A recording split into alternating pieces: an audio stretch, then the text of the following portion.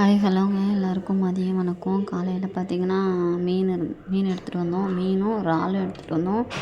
மீன் பார்த்திங்கன்னா அது வந்து என்ன சொல்லுவாங்க, அந்த மீன் பேர் வந்து சூடா மீனாக சொல்லுவாங்க. அந்த மீன் குழம்புக்கு சூப்பராக இருக்கும். ஆனால் முள் நிறையா இருக்கும். குழம்பு சூப்பராக இருக்கும். பொருவா மீனுங்க. குழம்பு சூப்பராக டேஸ்ட்டாக இருக்கும். சாப்பிடும்போது பார்த்து தான் சாப்பிட்ணும். மீன் குழம்புக்கு வந்து நான் வந்து குழம்பு வந்து கூட்டிட்டேன். எப்படின்னு தக்காளி மல்லித்தழை எல்லாம் கரைச்சி நல்லா குழம்பு கூட்டி வச்சுட்டேன்.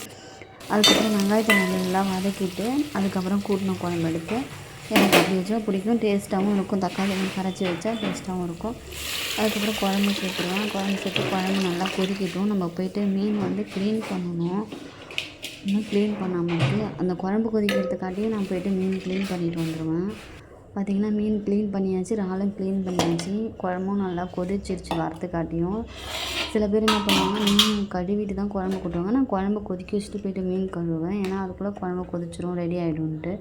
குழம்பு கொதிச்சிருச்சு. நம்ம தண்ணியாக தான் இன்றைக்கி கொஞ்சம் குழம்பு வச்சுருக்கேன். அதனால் மீன் வந்து குழம்பு கொதிச்சிருச்சு. நல்லா ஆட் பண்ணிக்கலாம் அந்த மீனை போட்டுட்டு அது ஒரு 2 கொதி வந்ததுக்கப்புறம் நம்ம ஆஃப் பண்ணிவிட்டு குழம்பு வந்து இறக்கணும்னா குழம்பு டேஸ்ட்டாக இருக்கும். இறால் வந்து நான் கழுவி வச்சுருக்கிறேன்.